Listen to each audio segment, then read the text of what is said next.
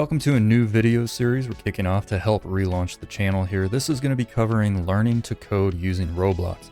This series itself is designed to take you from a complete beginner to a full-fledged Roblox game developer, but the main intention is to teach you how to code and be able to apply that base knowledge to any programming language for multiple possible aspects of coding, not just game development and not just for Roblox games. In this first video, we're going to be introduced to the programming language Lua and writing our first program. Let's go ahead and roll the intro and jump right in.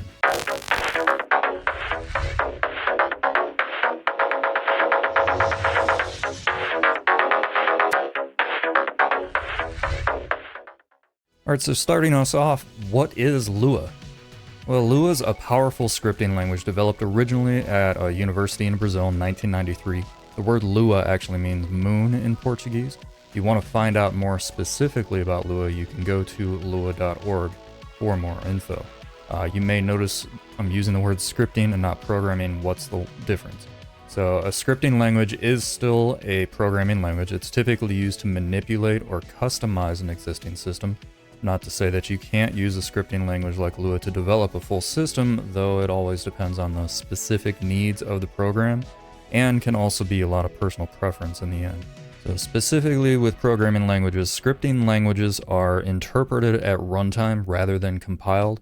The specifics of what that means is beyond the scope of this video, but if you want to find out more, I am running a sister series of videos that's basically going over the concepts of coding and just coding in general, as not necessarily related to, of course, Roblox or game development. So make sure you subscribe and check that out. Some quick examples of scripting languages include Lua, Python, and JavaScript. Some other examples of popular compiled programming languages are C++, C, C#, and Java. So generally, scripting languages are easier to write than compiled. However, compiled languages do run faster. So Lua is also used to make games such as Factorio, Hades, and World of Warcraft. Specifically, I believe it's used for their UI. Non-game programs such as the ever popular VLC media player and more industrial programs such as Adobe's Lightroom heavily rely on Lua in their code base as well. So it is pretty widely used. It's a fantastic language to learn. While Lua is a fantastic language to learn and even master, especially if you just want to do things like Roblox, it's not typically going to be a hireable programming language to know. In other words, there's not a lot of careers that you can get just by being a master of Lua. You definitely want to combine that knowledge with actually mastering one of the more powerful languages and the more widely used languages, and use Lua to, again, like manipulate and customize different aspects of that. The Roblox engine itself is written in a combination of C++ and Lua, so if you're interested in C++, let me know in the comments below. I might do a specific series doing C++. It's one of my favorite languages. It's one of the more commonly used and widely popular languages, but it is also a much more advanced language to learn, so it is not beginner friendly, let me just say that. But for this series specifically, we're going to be using a version of Lua called Luau. It's pronounced like the Hawaiian word. It's derived from Lua 5.1. It's used by Roblox game developers to write their game code, in our particular case. Typically, this is done from directly inside the Roblox Studio editor. However, some developers, myself included, actually use an external editor to write our code in. That's something I'll be showing off how to do in a later video. You can find more information specifically on Luau at luau-lang.org. In fact, that's where we're going to begin our scripting journey, so let's head there now. Both Lua and Luau are being actively developed, so you can expect changes and improvements as time goes on. Also keep in mind you sometimes see this called Roblox Lua. It's the same thing. You may also hear me refer to Luau as Lua throughout this series, but know that if it's Roblox related, I'm talking about Luau. But enough preamble, let's write our first program. In the top right, we're going to open this demo option here. And this is actually going to open an online editor that we can use to write Luau code in. When you learn a new programming language, the traditional first program you write is to print hello world to the console. So notice that in this case, we have to put quotation marks around the phrase. We want to use this because in programming text or a list of characters is called a string. We denote strings with quotation marks. So it should be noted that you could use single quotes here as well, and this would work.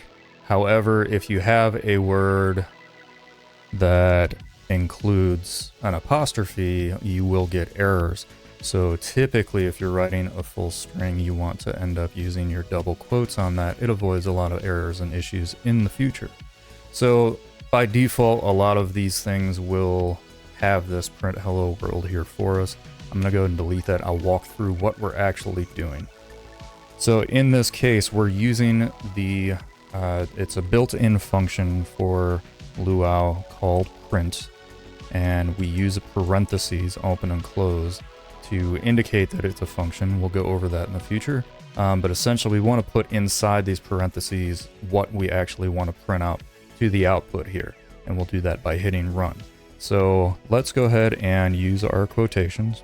And in a lot of the different editors that we'll use, they're going to auto-complete a lot of stuff. That's not going to be the case here. Luckily, we're doing things the simple way anyways. So we can obviously just put hello world, just like they had. I can't type today, but that's fine. It's going to happen all the time. So we print hello world by clicking run, and you'll see in the output here, it gives us our hello world. And we can, of course, change this to whatever we want. We can say, hey, you know, I mean, it doesn't really matter what you put in there. It's still going to print that out for us. So that's our first program. That's really as simple as that is. Now, as we're writing programs, it's important to also consider good programming style. So that, of course, doesn't mean, you know, the fashion sense that our code has.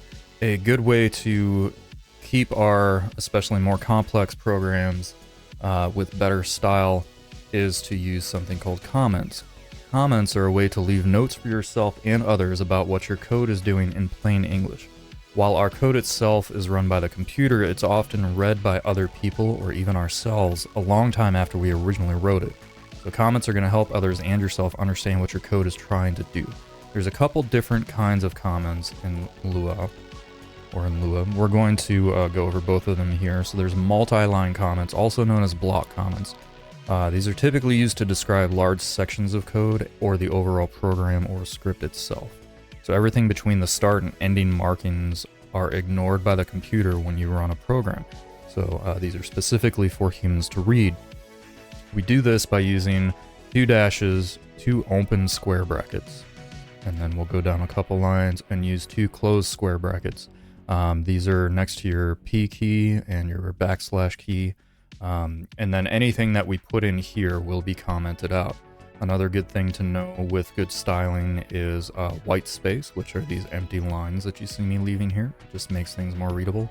And in some cases, even indentation, which you can do with the tab key. That's next to your Q on your keyboard. So keeping good indentation and good white space is also an important part of that style. We will do more indentation stuff when it actually makes sense to do so, but in this case, I'm just going to indent here for my multi-line comment. And we can leave a comment saying, this program prints hello world to the console. And you'll see now if I run this, it still just prints hey you, just to see that different there. We'll go ahead and change something in here. We'll say hello world, because that's what we're actually going to print there. So now when we run this, you'll see it says hello world. I currently type 2 E's. But you'll notice that the computer is actually completely ignoring anything that's happening here. It'll read these 2 dashes and these 2 open square brackets. The computer's then going to say, okay, I'm ignoring everything until I see 2 closed square brackets, and then I'll continue running the program. So that's how a comment works. Now, these are the multi-line comments. The other option you can do are single-line comments, and these are typically used to describe specific lines of code. And these are just a simple 2 dashes. And then we can write that this prints hello world. So I can type. And again, this will run and it will do the same thing. I can show that by not clearing the output. But you'll see that you can add these directly above the line of code that you're doing. You can also, let me cut this and paste this here. add this here and it will run as well. So in other words, again, left to right, so the computer's basically looking, and when it sees these 2 dashes, it's going to ignore everything on the rest of that line. Now this is also really useful if you want to temporarily comment out any code. If you put those there, you'll see that now we don't do anything. You'll even see that this changes green. That's one of the things your editor is going to do, is color code certain things for you. So in this case, having your comment directly above what it's doing is kind of best usage. However, if you did put this after something, as long as it's really short, the code that it's describing is really short, that's still an okay practice. Typically though, if you overuse comment in your lines like this, it actually makes your code harder to read. Same thing with comments in general. If you overuse comments, it can actually just fill up so much space in your actual program. It's going to be harder to read as well. So that's basically all we wanted to go over in this video, super short video to get us started. In the next video, we're going to install Roblox Studio. As I mentioned, this is going to be from beginner here, and we're going to start working within that environment. So make sure that you subscribe, hit the notify bell. I'm going to be pushing a number of these basic starter videos out really quickly and get them going. But when I do get to a point that the new videos will come out on a more regular basis, make sure that you're notified of that by hitting the little bell icon as well. And of course, leave comments below to interact with the algorithm, get my videos out there, and of course tell me what you think I'm doing right, what you think I'm doing wrong, and if I should be doing something in addition to what I'm doing as far as other content. Let me know that as well. All right, thank you.